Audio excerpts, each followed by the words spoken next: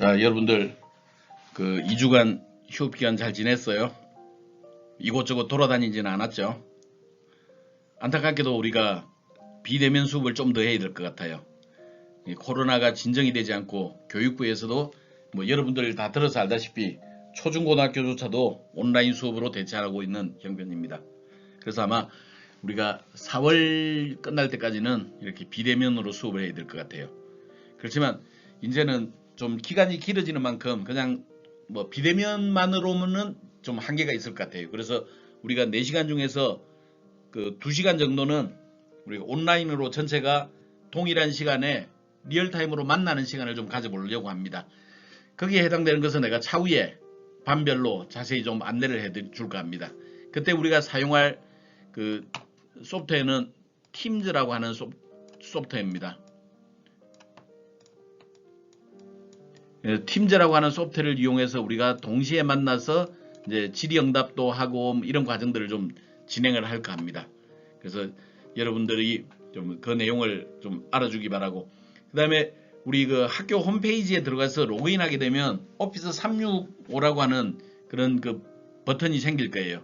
아마 현성일 교수님 여러분들이 안내를 했을 텐데 거기에서 그 여러분들이 마이크로소프트 오피스 계정을 하나 만들어 두기 바랍니다. 그러면 뭐 그 여러분들에게 50메가짜리인가 그 저기 이메일 계정도 하나 만들어지게 될 거예요. 그래서 그 이제 오피스 메일도 하나 만들고, 그게 있어야 여러분들이 집에서 설치했던 그 만약에 비주얼 스튜디오 2019를 설치했다면 지금 아마 평가판이 다 됐다라고 하는 그 메시지가 나올 거예요. 평가판이라고 하는 것은 한 달 동안 써봐라, 더 좋으면 여러분들이 돈을 주고 사라라고 하는 개념이에요. 근데 커뮤니티 에디션은 계속 무료로 쓸 수 있다고 그랬죠. 근데 마이크로소프트에서 한 가지 옵션을 걸어놨어요. 로그인을 하게 만들었어요. 그래서 그 이제 평가판 사용 기간이 끝났다라고 할 때 그때 여러분들이 그 로그인 해가지고 계속 사용할 수 있는데도 필요합니다. 그리고 팀즈도 그 계정이 있어야 여러분들이 설치하고 나랑 리얼타임으로 수업을 같이 진행할 수가 있습니다. 광수 생각을 볼까요? 남자가 그랬어요. 우리 좋은 친구지. 여자가 그랬네요. 그럼 우린 좋은 친구지. 자, 이게 뭐가 부족하죠? 그렇습니다. 용기가 부족합니다. 우리가 용감한 자가 미인을 얻는다라고 하는 얘기가 있죠. 용기를 내야만 됩니다. 우리가 ASP.NET에 다가가는데도 또 마찬가지죠. 용기를 가지고 접근을 해줘야 돼요. ASP.NET은 여러분들에게 접근할 수 있는 길이 없어요. 오로지 주어진 길은 여러분들이 ASP.NET에 접근하는 겁니다. 자, 용기를 내서 ASP.NET에 접근해 보기로 하죠. 행복한 경영 이야기에서는 공부하는 즐거움을 누리자 그랬네요. 프로라고 하는 것은 기본적으로 그 끊임없이 공부하는 학생이어야 됩니다. 그래서 보통 우리가 얘네들을 평생학습이라고 그러는 건데 요즘은 이제 평생학습 그런 용어를 많이 써요. 우리 평생을 공부해야 된다. 사실은 옛날 선비라고 하는 것들은 그렇게 이야기를 했어요. 학이 시습지면 불력 열화라고 이야기를 했죠. 학이 시습지, 배우고 때로 익히면 불력 열화, 이 또한 기쁘지 아니한가, 이런 뜻이죠. 배우고 익히는 것은 참 행복한 일이고 기쁜 일입니다. 프로라고 하는 것들은 끊임없이 새로운 것들을 찾아가는 길입니다. 우리 인생은 죽을 때까지 우리가 공부하고 찾아가고 해야 되는 그런 길들입니다. 이번 시간에는 데이터베이스와 관련되어 있는 작업을 좀 해볼까 합니다. 사실 여러분들은 1학년 2학기에 데이터베이스라고 하는 수업을 배웠습니다. 그래서 이것들을 알고 있을 거고, 나랑 같이 ASP.NET 프로그래밍 수업 시간에도 데이터베이스에 대한 내용들은 좀 배웠었죠. 그래서 여러분들이 다 한 것들입니다. 한번 복습하는 개념이에요. 복학한 학생들은 조금 좀 낯설기는 하겠죠. 근데 안 배운 것은 아닙니다. 그래서 일단 우리 컴퓨터에 MS SQL 서버를 설치를 해줘야 됩니다. 설치를 할 때는 이 MS SQL 서버를 설치할 때는 어떻게 하느냐? 설치가 됐으면 우리 데이터베이스를 만들어야 되겠네요. 데이터베이스도 만들 겁니다. 또한 우리는 프로그램을 통해서 데이터베이스에 접속을 해야 돼요. 그렇게 하기 위해서는 SQL 서버 인증을 통해서 접속해야 되는데 그때 필요한 것이 로그인 사용자라고 하는 개념입니다. 자, 여기까지가 만들어지게 되면 이때는 우리가 데이터를 저장하기 위한 테이블을 만들어야 되겠네요. 테이블 생성을 해줘야 돼요. 그리고 필요한 쿼리문들도 점검을 해줘야 됩니다. 여기에 쿼리문 점검은 우리가 다음 시간에 다루고 이번 시간에는 테이블을 만드는 이 과정까지를 다루어 보기로 하죠. 그리고 데이터베이스와 관련해서는 저장 프로시저, 뷰라고 하는 개념을 알아야 되는데 저장 프로시저 뷰는 우리가 응용 영역에 들어가서 다시 좀 더 다루기로 하겠습니다. 먼저 마이크로소프트 그 SQL 서버 설치에 해당되는 것을 알아보기로 하죠. 자, 우리 그 SQL 서버에는 지금 현재는 2019가 나오고 있는데 현재 SQL 2019가 나오고 있습니다. 하도 자주 나오다 보니까 이게 좀 불편해요. 그래서 아예 우리는 SQL 서버 2017 익스프레스를 설치해 놓기로 하죠. 2017과 2019는 사용해 보니까 별 차이가 없어요. 그래서 우리 그 2017을 설치하는 방법을 알아보기로 하겠습니다. 자, 그 웹브라우저의 주소창에다가 이 주소를 입력을 합니다. 그러면 아래 영역이 나오게 될 텐데 여기에서 검색은 여기 있는 거죠. 검색 버튼에서 SQL 2017이라고 입력을 해보기로 하죠. 자, 그러면 SQL 2017이라고 그 입력을 하게 되면 이제 여러 가지 중에서 이런 게 나올 겁니다. 다운로드 마이크로소프트 SQL 서버 2017 익스프레스 에디션 프롬 어쩌고 저쩌고 이렇게 나올 겁니다. 얘네들을 이용해서 우리가 이제 다운로드 하기로 하죠. 나중에 매니지먼트 스튜디오도 필요할 텐데 그것은 설치하는 과정에서 다운로드 하는 방법을 안내해 주도록 하겠습니다. 자, 그리고 우리가 사용할 언어를 선택하고 다운로드 버튼을 눌러주게 되면 이제 다운로드 시작이 될 겁니다. 이 아래쪽에 이렇게 다운로드 되는 모습을 볼 수가 있겠죠. 자, 다운로드가 끝나고 나면 우리 그 다운로드 윈도우 탐색기 다운로드 영역에 보면 이렇게 저기 익스프레스 에디션 이제 SQL 서버 익스프레스 에디션이 이제 다운로드 된 걸 볼 수가 있을 겁니다. 얘를 따당 더블 클릭하게 되면 이제 그러면서 이제 기본으로 할 거냐 사용자 지정을 할 거냐 미디어 다운로드를 할 거냐 물어보는데 일단 우리는 여기 중앙에 있는 저기 사용자 지정을 이용하기로 하겠습니다. 그러면 이제 그 미디어 다운로드를 어디에다 설치할 거냐라는 건데 이것은 특별하게 바꿀 필요 없습니다. 그냥 설치 버튼을 누르기로 하죠. 그러면 이제 조금 시간이 걸릴 겁니다. 이렇게. 그리고 이제 되고 이와 같은 이제 실행이 되겠죠. 설치 센터가 실행이 됩니다. 설치 센터가 실행이 되면 이제는 우리가 SQL 서버를 설치할 준비가 되었다 그런 의미입니다. 끝난 게 아닙니다. 자, 여기에서 우리는 새로운 SQL 서버 독립 실행형 설치 또는 기존 설치의 기능을 추가하는 이 버튼을 누르도록 하겠습니다. 다른 것들 보면 그냥 뭐 크게 특별하게 어려운 건 없을 거예요. 그래서 우리는 독립 실행형 설치를 좀 이용을 해보도록 하겠습니다. 물론 작년에 여러분들 컴퓨터에 SQL 서버를 설치를 해두었다면 꼭 추가로 설치할 필요는 없습니다. 자, 이제 설치 과정에 들어갑니다. 전역 규칙이라고 하는 게 있는데 이것은 그 이제 문제가 있는지 없는지 확인하는 겁니다. 그리고 여기에서 성공 이렇게 나오게 될 거예요. 그리고 실패가 하나 나왔네요. 실패 뭡니까? 컴퓨터를 다시 시작하래요. 그래서 컴퓨터를 껐다 키면은 이제 설치가 다시 진행이 될 겁니다. 자, 다음은 제품 업데이트를 할 거냐라는 건데 그냥 뭐 그 다음 누르면 됩니다. 지금은 현재 최신의 그 업데이트 값이기 때문에 할 일이 없습니다. 그리고 이제 설치 파일 설치를 시작합니다. 그래서 요거는 시간이 좀 걸리는 작업이죠.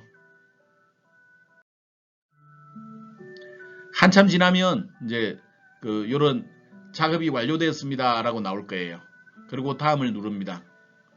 이제 설치 요령을 선택을 하는데 이때 우리는 이제 그 어떤 걸 할 거냐를 선택을 해줘야 됩니다. 가장 위에 봤더니 새로 설치가 있고 기존 인스턴스에 기능 추가하는 게 있는데 일단 우리는 새로 설치를 선택을 하겠습니다. 그리고 이제 어떤 형태로 될 거냐라는 것을 우리가 이제 여기서 볼 수가 있겠죠. 다음을 누릅니다.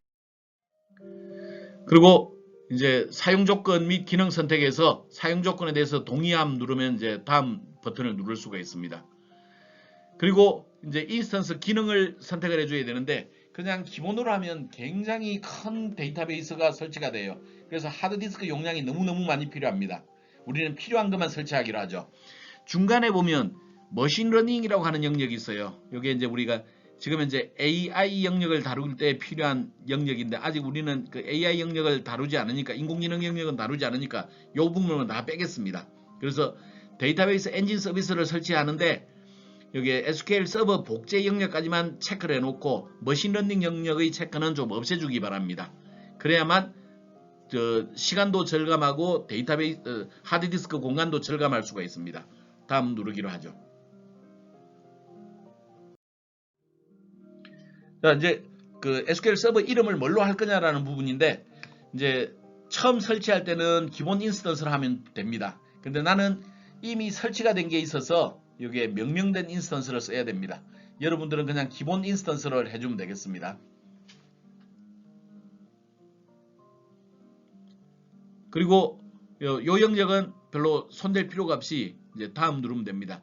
해야 되는 것은 데이터베이스 엔진을 설치할 건가 말 건가 뭐 이런 것들이에요. 그래서 요 데이터베이스 엔진을 이제 시장 유형을 이제 자동으로 했는데 그 값을 바꿀 필요는 없습니다. 이것은 뭐냐면 내가 컴퓨터를 껐다 키면 데이터베이스 엔진은 내 컴퓨터에서 동작되게 하라 그런 의미입니다. 아니면 수동으로 해놓으면 내가 데이터베이스 작업할 때는 데이터베이스 엔진을 서비스를 시작하게 해줘야 되는데 지금 일단은 여기에서는 자동으로 그냥 두기로 하죠. 그 다음에 다른 것들은 뭐 수동으로 하고 뭐 서버 브라우저는 사용하지 않겠다 그런 얘기네요. 그리고 다음을 누릅니다. 그 다음에 그 인증 모드를 선택을 해야 됩니다. 보통 가장 기본적인 인증 모드는 윈도우즈 인증 모드인데 이 윈도우즈 인증 모드라고 하는 것은 내가 컴퓨터에 로그인을 하게 되면 데이터베이스도 사용할 수 있도록 하겠다라는 게 윈도우즈 인증 모드입니다. 자, 여러분들이 보통은 이제 개인으로 쓸 때는 비밀번호를 잘 붙여놓지는 않지만 그 대부분 이제 좀 고급 사용자들은 사용자 등록하고 비밀번호를 지정하죠. 사용자 비밀번호를 통해서 내가 윈도우를 사용할 수 있는 상태가 되면 데이터베이스도 사용할 권한을 얻었다라는 게 윈도우즈 인증입니다. 윈도우즈 인증 모드가 굉장히 좋긴 한데 우리가 하려고 하는 거랑은 부합되지 않습니다. 우리는 뭘 하려고 하느냐? 웹 서버에서 데이터베이스 서버에 접속해서 작업을 해야 돼요. 웹 서버와 데이터베이스 서버는 기본적으로 다른 컴퓨터입니다. 그래서 다른 컴퓨터에서 로그인 요청하고 작업 요청해서 결과를 가져와야 되는데 이 다른 컴퓨터에서 요청하다 보니까 윈도우즈 인증으로는 접근이 안 돼요. 이런 경우를 대비해서 사용할 수 있는 게 SQL 서버 인증이라고 하는 게 들어 있습니다. 그래서 우리는 SQL 서버 인증을 사용을 해야 되는데 그렇게 하기 위해서는 우리가 모드를 혼합 모드를 해줘야 돼요. 혼합 모드는 윈도우즈 인증도 사용할 수 있다, SQL 서버 인증도 사용할 수 있다. 그런 것들을 혼합 모드라고 부릅니다. 혼합 모드를 지정하게 되면 SA 시스템 관리자, 시스템 어드미니스트레이트라고 합니다. 시스템 관리자의 비밀번호를 요청합니다. 그래서 내가 원하는 비밀번호를 넣어주면 되겠죠. 그리고 다음 누르면 됩니다. 그러면 시간이 좀 흐르고서 차근차근 이제 진행이 될 겁니다. 그리고 이제 여기에 모든 영역이 이제 성공이 되면 기본적으로 닫기 누르면 됩니다. 닫기 누르면 다시 설치 센터로 돌아가게 되죠.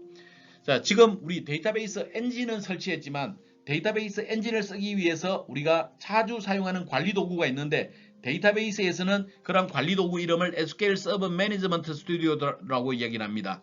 SSMS 줄여서 그렇게 부르기도 합니다. 이 매니지먼트 스튜디오를 설치를 해줘야 돼요. 자, 얘네들을 설치하기 위해서 세 번째 있는 SQL 서버 관리 도구 설치를 누릅니다. 매니지먼트 스튜디오를 다운로드할 수 있는 위치로 안내를 해줄 거예요. 거기에서 다운로드를 선택을 클릭을 해주게 되면 이제 매니지먼트 스튜디오가 다운로드가 되겠고 그 데이터베이스 엔진 설치와 비슷한 과정을 하게 되면 여기에 매니지먼트 스튜디오가 설치가 될 겁니다. 자, 이제 그 SQL 서버를 실행을 해보기로 하죠.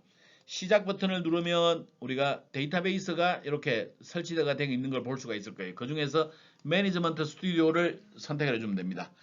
우리가 필요하다면 이 매니지먼트 스튜디오를 요 영역에 그 타일 영역에다가 끌어 놓으면 좀 더 손쉽게 실행할 수도 있습니다. 타일 영역 적극적으로 좀 활용하기를 권장합니다. 자, 매니지먼트 스튜디오를 실행을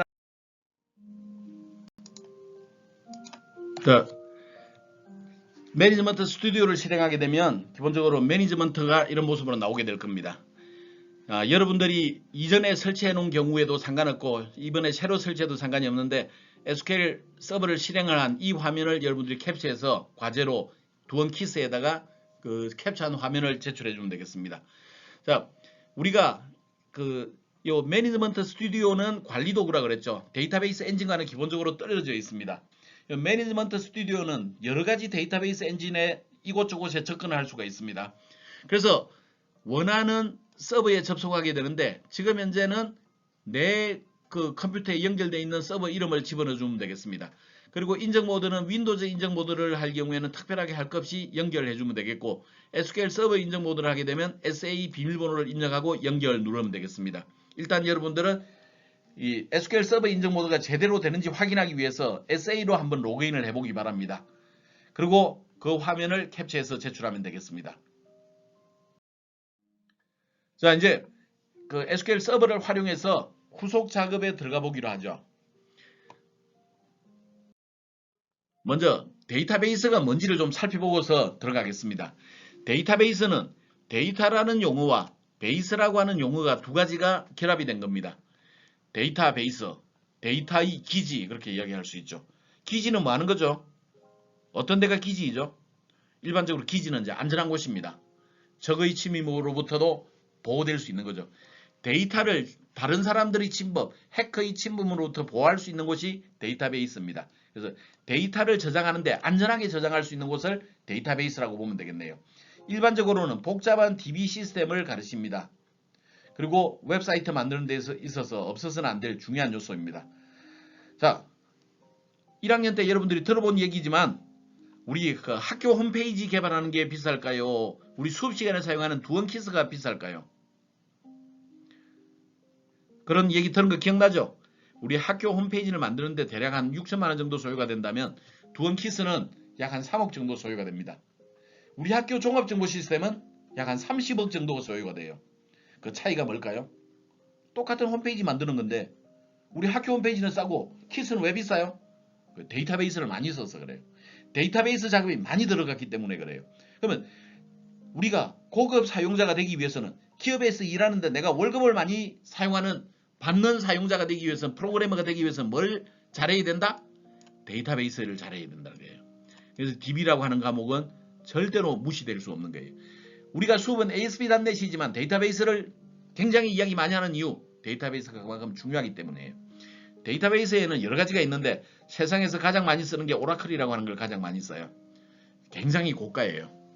우리 대학도 메인 데이터베이스는 오라클을 사용하고 있습니다. 그 다음에 SQL 서버, 마이크로소프트에서 만든 SQL 서버가 한 두 번째 정도 될 거예요. 그리고 무료로 사용할 수 있는 MySQL이라고 하는 데이터베이스가 있어요. MySQL은 옛날에는 따로 만들었었는데 오라클이 얘를 인수를 해버렸습니다. 그래서 MySQL이 지금은 무료인데 언제까지 무료일지는 잘 모르겠어요. MySQL이 강력해지고 그러면 오라클이 잘 안 팔리겠죠. 그래서 발전 속도가 좀 더뎌질 가능성, 나중에 유료화될 가능성도 있습니다. 그리고 마이크로소프트 오피스 내부에서 액세스라고 하는 게 있는데 얘네들도 휴대용 데이터베이스로서는 상당히 효과적으로 사용할 수가 있습니다. 자, 그래서 데이터베이스의 구성을 보자면 개체 탐색기 왼쪽에 있습니다. 매니지먼트 스튜디오의 왼쪽에 개체 탐색기를 보면 알 수가 있는데 기본적으로 여기에 컴퓨터에는 여러 개의 데이터베이스 서버를 구축할 수 있어요.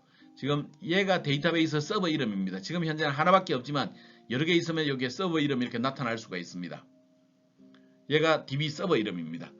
그 다음에 데이터베이스 내부에서는 데이터베이스가 여러 개 존재할 수 있는데 요 네 가지 영역을 시스템 데이터베이스라고 그러고 이런 것들을 사용자 데이터베이스라고 그래요.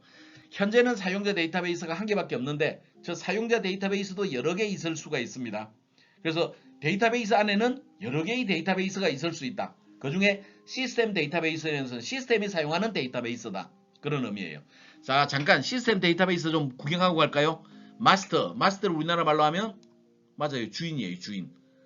이 데이터베이스의 주인이에요. 그래서 데이터베이스 서버 운영과 관련되어 있는 모든 정보들은 마스터 데이터베이스 속에 들어있어요.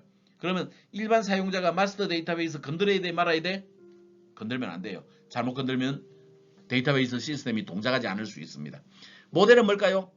모델은 기본적으로 그 견본이죠. 견본. 저렇게 만들 수 있다. 그런 거죠. 모델하우스 가면 아파트가 이렇게 만들어진다. 그런 모습이죠. 이 모델은 뭐라는 거냐? 내가 사용자 데이터베이스를 만들 때 이 모델을 뺏겨서 만듭니다. 저 모델과 같은 형식으로 사용자 데이터베이스를 만들어줘요. 그러면 쟤네들은 우리가 건든다 안 건든다? 저것도 건들지 않습니다. MSDB는 우리 자동화와 관련되어 있는 작업들이 들어있어요. 그래서 저것 또한 우리 그 관리자 영역의 작업들입니다. 템프DB, 템프는 템포러리 임시 데이터베이스예요.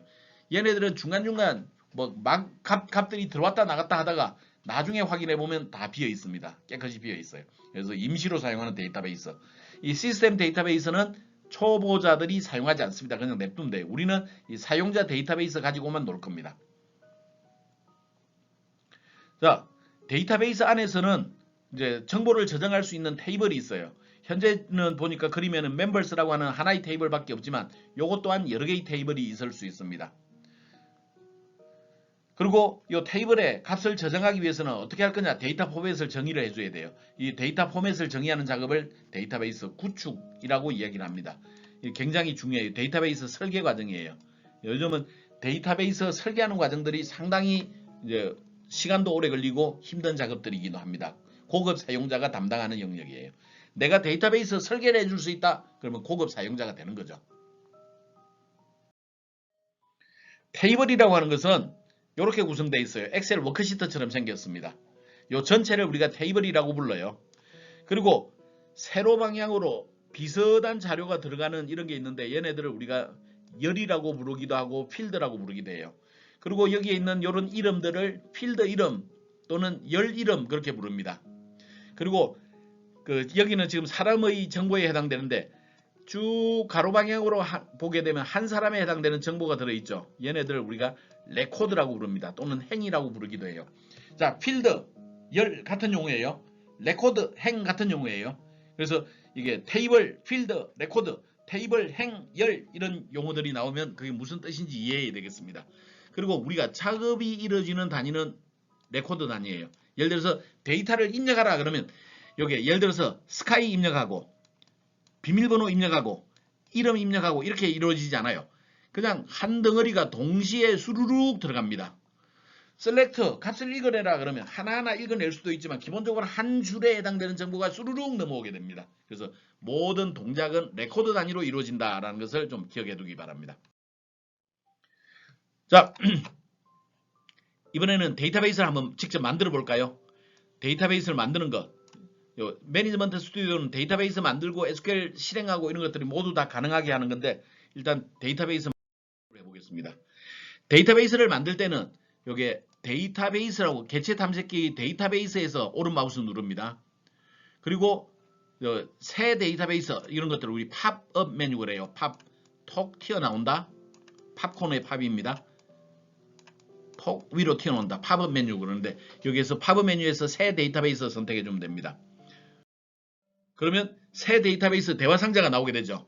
자, 여기에 우리 데이터베이스 이름을 넣어줍니다.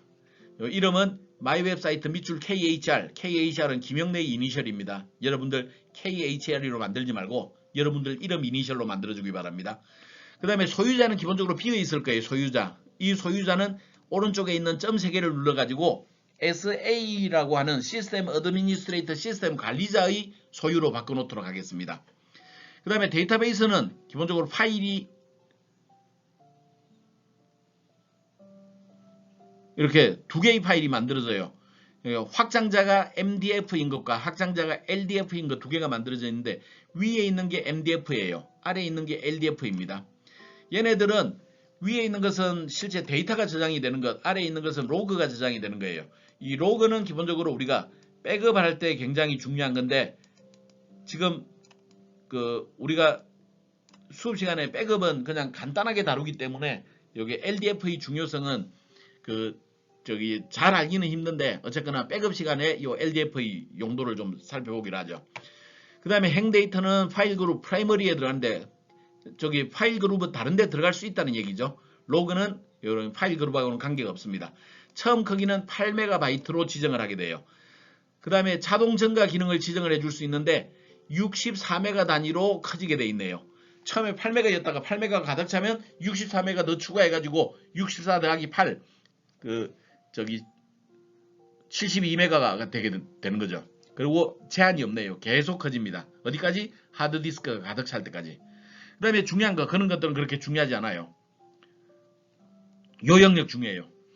요 영역은 원래 C 드라이브 속에 굉장히 복잡한 데 들어가요. 나중에 내가 그 위치의 파일을 찾으려면 좀 복잡해요. 그래서 요 오른쪽 끝에 보면 점 3개 버튼이 있는데 그 점 3개 버튼을 통해서 내가 알고 있는 위치로 지정을 해주기 바랍니다.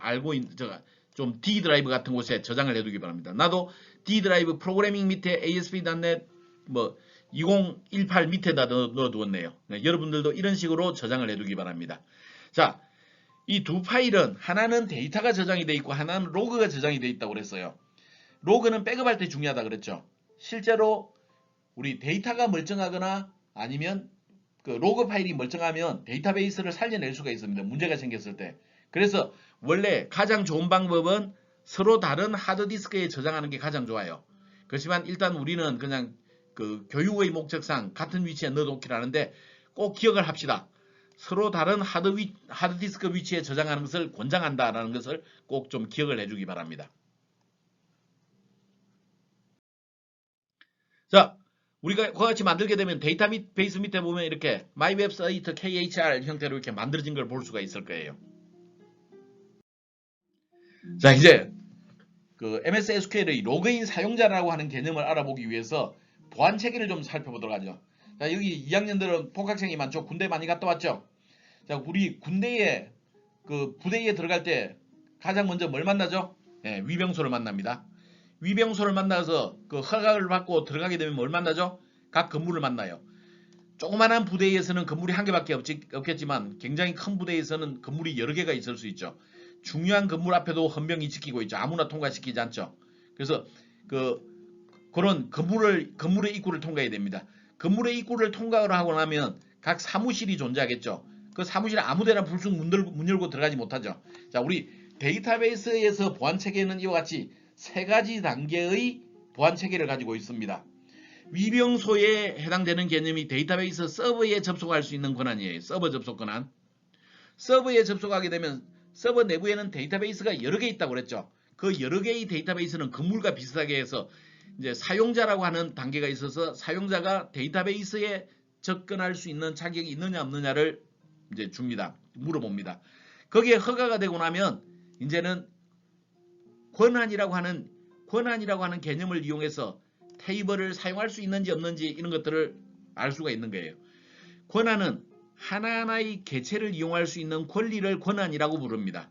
근데 이 권한을 이용하면 너무 복잡해요. 그래서 권한들의 집합인 주로 역할을 이용해서 하게 됩니다. 그래서 우리가 SQL을 쓸 때 보안 체계는 로그인 사용할 겁니다.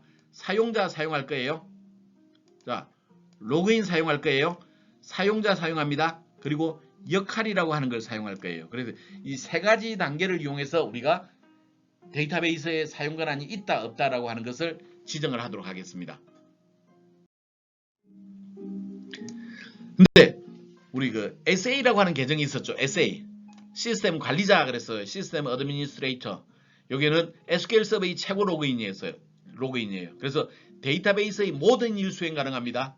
모든 데이터베이스의 주인 역할을 수행해요. 얘네들은 우리 그 도스 명령어도 실행할 수 있어요. 그래서 비밀번호가 유출되면 곤란합니다. 그래서 우리 웹소스 할 때 SA 계정으로 데이터베이스 연결하지 말라라고 하는 그런 얘기들이 있죠. 그래서 SA가 그냥 SA 비밀번호를 아무에게나 알려준다는 것은 그는 데이터베이스 관리자의 자격이 없는 사람이에요. SA 비밀번호는 그 데이터베이스 관리자라면 내 생명처럼 걔네들을 유지해야 됩니다. 자, 이제 그 저기 3단계 보안을 만들기 위해서 일단 처음 로그인을 해보기로 하죠. 로그인은 뭐 하는 거라고 그랬죠? 서버에 접속할 수 있는 권한을 우리가 그 로그인이라고 그랬어요. 로그인은 데이터베이스와 동급으로 바깥쪽에 보안이라고 하는 게 있는데 보안을 펼쳐보면 로그인이 있어요. 여기에서 오른 마우스 누르고 새 로그인 해주면 이제 새 로그인 대화 상자가 열리게 됩니다. 그래서 우리 지금 나는 이제 프로그래머라고 넣어놨네요. 여러분들은 여러분 이름 이니셜로 여기 그 만들어주기 바랍니다. 홍길동이라면 HGD 이런 식으로 넣어주기 바랍니다. 그 다음에 우리는 윈도우즈 인증 쓰지 않을 거라 그랬죠. SQL 서버 인증 쓸 거예요. 그리고 암호를 넣어주기 바랍니다. 일단 암호는 패스라고 넣어두기로 하죠. 그래 내가 여러분들을 좀 지원해주기가 좀 편해요. 여기에 비밀번호를 아무거나 딴 걸 넣어놓으면 그 할 때마다 좀 불편해요. 자, 다음은 여기 암호 정책 강제 적용이 여기에 체크가 되어 있을 텐데 이 체크를 해제해 줄 겁니다. 이건 뭐냐면 암호 만료 강제 적용, 다음 로그인할 때 암호 변경 이런 것들을 수행하게 하는 건데 다음 접근할 때 비밀번호를 바꾸라 그런 얘기예요. 근데 우리 바꾸고 싶지 않죠. 그래서 체크 없애줘야 돼요. 암호 만료 강제 적용하면 어느 시점이 되면 암호를 더 이상 사용할 수가 없어집니다. 그래서 그런 것들을 사용하지 않겠다 그런 뜻이에요. 기본 데이터베이스는 좀 전에 만들었던 데이터베이스 넣어주면 되고 언어는 기본값으로 해도 됩니다. 자, 지금은 우리 여기에서 일반에 해당되는 영역이에요. 다음은 이 사용자 매핑. 사용자 얘기 나왔네요. 지금 우리는 두 번째 단계인 사용자를 만들려고 해요. 그리고 세 번째 단계인 역할을 만들려고 합니다. 우리 데이터베이스 그 사용하는 3단계 체제 이야기했죠. 위병소 건물 사무실 로그인 사용자 역할 우리 이렇게 한다고 그랬어요. 그래서 사용자 매핑에 들어가게 되면 내가 어떤 데이터베이스에 사용할 거냐라는 게 나와요. 그리고 자동으로 사용자 이름은 그 앞에서 정의했던 로그인과 똑같은 값으로 정의가 될 겁니다. 여기 체크를 해줍니다. 그 다음에 우리 데이터베이스 역할 멤버가 있는데 그 중에서 DB owner라고 하는 역할을 체크를 해주기로 하죠. 여기에는 해당 데이터베이스에는 DBO, 다른 데이터베이스에는 사용하지 못하는 거예요. DB owner 역할을 부여하면 됩니다. 해당 데이터베이스에는 주인처럼 마음껏 쓸 수가 있어요. 그러면 SA하고 뭐가 달라? SA는 모든 데이터베이스의 주인 역할을 한다 그랬죠. 그러나 프로그래머는 마이 웹사이트에서만 주인 역할을 해요. 그런 차이가 있는 겁니다. 잠깐 우리 데이터베이스 역할 멤버 한번 살펴볼까요? 액세스 어드민, 액세스와 어드민 합쳐놓은 겁니다. 액세스 접근 어드민 관리자, 접근 관리자. 내가 접근 권한이 있다 없다를 결정해주는 관리자. 백업 오퍼레이터, 백업 우리가 그 사본을 만들어주는 거죠. 사본을 만드는 오퍼레이터 운영자. 여기 체크하면 그런 로그인이 백업할 수 있어요. 데이터 리더, 데이터를 읽을 수 있는 사람. 우리 데이터베이스 자료 조회할 때 뭘 써요? 셀렉트 할 수 있는 사람. 그런 뜻이에요. 데이터 라이터, 데이터를 쓸 수 있는 사람. 우리 데이터 그 데이터베이스에 데이터 기록하는 게 뭐가 있죠? 그렇죠. insert into. 근데 딴 것도 있어요. 뭐요? 딜리트도 사실은 데이터베이스에 뭔가 값을 없애는 거죠. 그것도 기록의 일종이에요. 그 다음에 업데이트, 바꾸는 것도 그래요. 그래서 insert, update, delete는 데이터 라이터 권한이 있으면 실행할 수가 있습니다. DDL 어드민, DDL 데이터 디피니션 랭귀지 그러는데 데이터 정의 언어예요. 요거는 좀 고급 사용자가 쓰는 건데 DDL 관리자예요. 이거는 우리가 조금 이따가 그 다음 시간에 DDL에 대한 가장 간단한 개념을 좀 살펴보기로 하겠습니다. deny 데이터 리더, deny 뭐 하는 거죠? 거부하다. 데이터 리더, deny 읽는 것을 거부해. select 절대 안 돼. 만약에 둘 다 체크되어 있으면 데이터 리더 체크되어 있고 deny 데이터 리더가 체크되어 있으면 deny가 우선해요. 강력해요. 너는 절대 쓰지 말아라. 그런 의미예요. 자, deny 데이터 라이터 절대 기록하지 말아라. 그 다음에 그 security admin 요거는 보안과 관련되어 있는 관리자 역할 그런 거예요. 그 다음에 public 공개된 그런 거예요. 공개되는 사실은 할 수 있는 일이 아무것도 없어요. 근데 데이터베이스에서 사용자를 등록하지 않으면 안 되기 때문에 등록을 하기 위한 용도로 그냥 아무것도 하지 못하지만 그냥 만들어 놓은 그런 사용자가 퍼블릭입니다. 퍼블릭이라는 역할이에요. 이제 확인을 누를까요?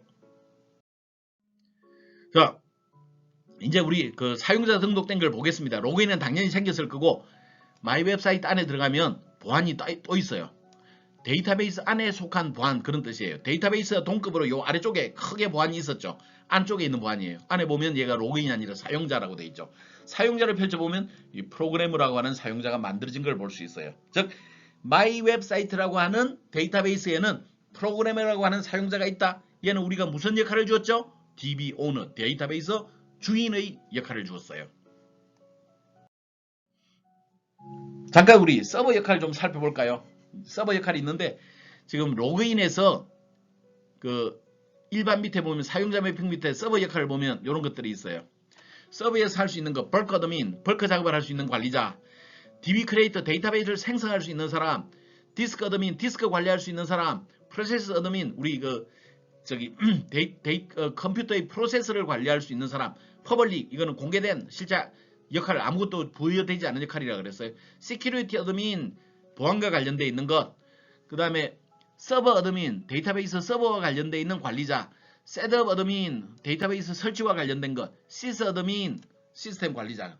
만약에 어떤 로그인에다가 시스 어드민 체크를 딱 해주면 그 사람은 SA하고 동일한 역할을 할 수 있어요. 그래서 그런 것들 함부로 부여하면 안 된다 그랬죠. 그냥 특정 데이터베이스에서 역할만 부여해주는 그런 용도로 하기로 하죠. 자, 우리 데이터베이스 3단계 보안 체계, 로그인, 사용자, 권한민 역할 이렇게 세 가지가 있다는 거 기억을 해두기 바랍니다. 자, 우리 이제 그 잠깐 연결을 끌어볼까요? 개체 탐색기 아래쪽에 보면 이게 연결 끊기예요. 이 왼쪽이 연결이에요. 자, 연결을 누르면 이렇게 로그인하는 게 나오죠. 여기다가 프로그래머 패스라고 입력하고 연결 누르면 딱 연결이 되면 우리가 로그인이 제대로 만들어졌고 마이 웹사이트라고 하는 데이터베이스를 이제 사용할 수 있는 거다 이런 얘기예요.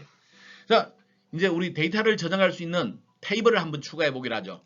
테이블은 마이 웹사이트 내부에 테이블을 펼쳐보면 돼요. 이 테이블에서 오른마우스 누르고 테이블 누르면 이제 테이블을 설계할 수 있는 영역. 자, 우리 여기에서 이렇게 네 가지 들어있는 정보를 하도록 하겠는데 글자가 너무 작죠? 그래서 얘를 좀 키웠습니다. 유저 아이디, 패스워드, 네임, 어드레스, 회원과 관련되어 있는 정보구나 이런 거죠. 자, 여기에서 데이터 형식은 캐릭터 열자, 0 숫자 10자를 쓰겠다. 패스워드 캐릭터 20자, 0 숫자 20자를 쓰겠다. 그 다음에 그 네임 N 캐릭터 열자, N 캐릭터는 유니코드 캐릭터. 그래서 한글을 포함한 유니코드로 넣겠다 그런 얘기예요. 왜 20자야? 10자. 여기 10자.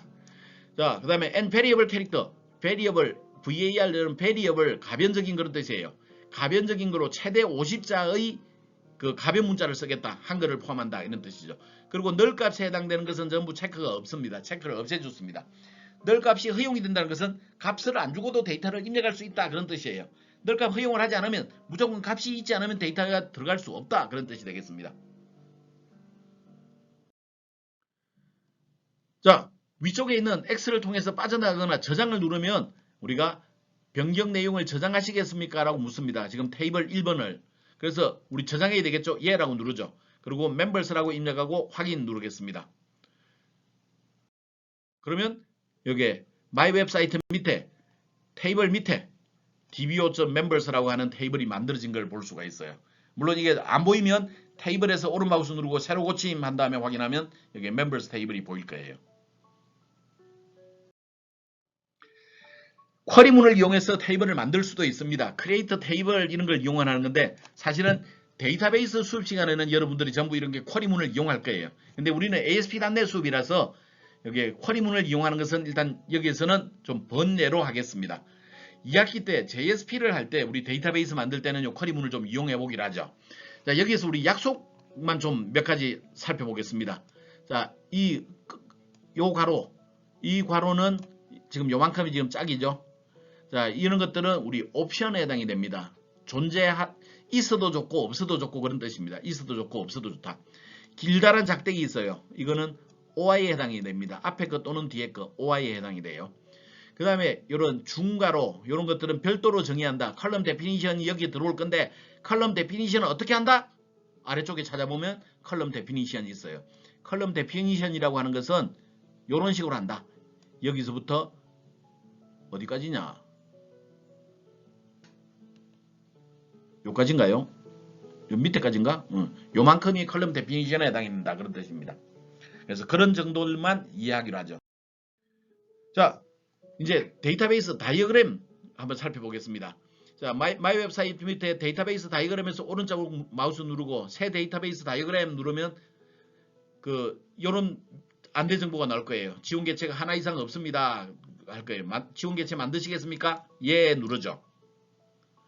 그러면 내가 그 지원 개체는 기본적으로 테이블을 선택하게 돼 있는데 현재 우리는 테이블이 한 개밖에 없죠. 그래서 멤버스 테이블 택하고 추가 누르겠습니다. 그리고 닫기 누르도록 하죠.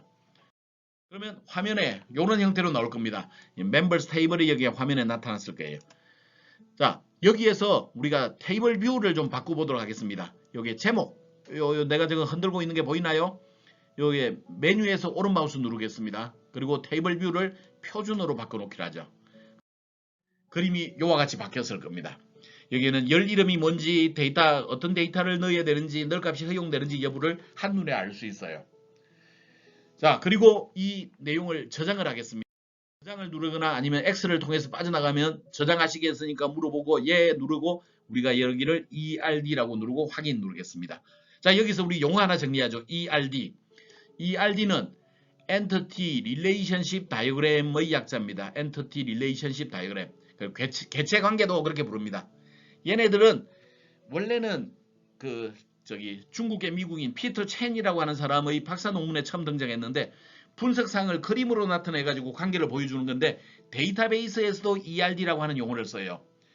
데이터베이스에서 사용하는 ERD는 좀 관계가 좀 축소가 됐습니다. 개체 그러면 주로 우리 가장 대표적인 개체가 요놈이에요. 테이블과 테이블이 어떤 관계를 가지고 있는지가 개체 관계도로 나타내지는 거예요. 지금 현재 우리가 테이블이 한 개라서 별거 없는데 나중에 우리가 작업을 진행함에 따라서 테이블이 늘어나고 하면 여기에 ERD, 테이블과 테이블 사이에 어떤 관계를 맺고 있는지가 굉장히 중요하다는 것을 알 수가 있습니다. 테이블과 테이블 사이의 관계를 나타내주는 그림을 우리는 ERD라고 부른다. 그리고 기업에 가면 ERD라는 용어 엄청나게 썼는데 ERD 그러면 바로 알아들어야 돼요. 그래 여러분들이 무시당하지 않아요. 알겠죠? 데이터베이스 다이어그램을 저장을 하려고 했는데 저장이 안 되는 경우가 있어요. 그러면 도구 메뉴의 옵션을 선택하고 이쪽에 보면 디자인을 선택하면 여기 테이블을 다시 만들어야 하는 변경 내용 저장 안 하면 이게 체크가 돼 있을 거예요. 보통 데이터베이스 설계는 고급 사용자들이 하는 거예요. 아무나 데이터베이스를 구조를 바꿔버리면 나누어서 작업할 때 팀별 작업을 나누어서 할 때 나중에 묶었을 때 문제가 생겨요. 마음대로 바꿔버리면. 그래서 니네들은 프로그래머들은 바꾸지 마. 설계자가 해놓은 대로 따라해. 그래서 못 바꾸게 해놓은 거예요. 여러분들은 지금은 우리가 배우는 과정에서는 테이블 설계자이기도 해야 돼요. 그래서 이 체크를 없앤 상태에서 확인 누르고 저장하면 문제가 없이 저장이 될 겁니다. 자, 과제는 요놈 캡처해가지고 키스에다가 제출하면 되겠어요. 자, 키스에 제출할 게 두 개죠. 서버 설치했다. ERD를 만들어봤다. 요거 두 개이기 때문에 키스에 안 올라가죠. 어떻게 해야 돼요? 압축해서 올려주면 되겠습니다. 자, 오늘은 우리가 데이터베이스가 뭔지를 좀 살펴봤습니다. 데이터베이스 많은 거라고요? 데이터를 저장하는 곳. 한마디 더 붙이자면 데이터를 안전하게 저장한 곳이 데이터베이스다. 그렇게 볼 수 있겠죠. 그리고 매니지먼트 스튜디오를 이용해서 데이터베이스 만드는 작업을 해봤습니다. 쿼리문을 이용할 수도 있지만 우리가 매니지먼트 스튜디오를 이용해서 쉽게 만들었죠. 그 다음에 로그인, 사용자 매핑 등을 해봤습니다. 이건 뭘 하는 거라고요? 우리 데이터베이스에서 보안을 하는 세 가지 체계, 로그인, 사용자, 권한 및 역할에서 역할, 이 세 가지를 지정하기 위한 거였죠. 그리고 테이블을 만들어 봤습니다. 그리고 여기에 빠졌지만 ERD도 작업을 해봤네요. 다음 시간에는 우리가 쿼리문을 직접 연습을 해보도록 하겠습니다. 자, 구글링 과제가 있네요. DBMS가 뭔지 좀 찾아보세요. 그리고 데이터베이스의 세계시장 점유율. 아까 전에 내가 오라클 등등에 대해서 이야기를 했는데 세계에서 얼마만큼 사용하고 있는지 한번 좀 조사를 해보기 바랍니다. 여러분들이 알아야 될 영어 단어. 여기서 모르는 단어 있으면 깜지를 좀 작성을 해두고 제출은 나중에 우리가 대면 수업할 때 제출하면 되겠습니다. 여기도 이어지는 거죠. 여기까지입니다. 이번에는 조사해볼 클래스는 따로 없습니다. 여기에는 몬트로버츠의 꿈도둑이라는 얘기가 들어있네요. 참 우리가 그 인생에서 꿈이 얼마만큼 중요한가 하는 얘기인데 꿈 얘기는 여러분들이 시간 내서 한번 읽어보면 좋을 것 같습니다. 자, 여러분들이 오늘 해야 되는 내용은 여기까지입니다. 질문이 있으면 어떻게 한다? 예, 그 키스에 있는 교수님께 질문을 통해도 되고 카톡을 통해서 물어봐도 되고 우리가 리얼타임으로 온라인으로 만날 때 그때 질문해도 됩니다. 그때 여러분들이 질문하면 내가 소상하게 알려주도록 하죠. 자, 여러분 수고 많았습니다. 다음 시간에도 우리 데이터베이스 복습으로 한 번 더 만나도록 하겠습니다.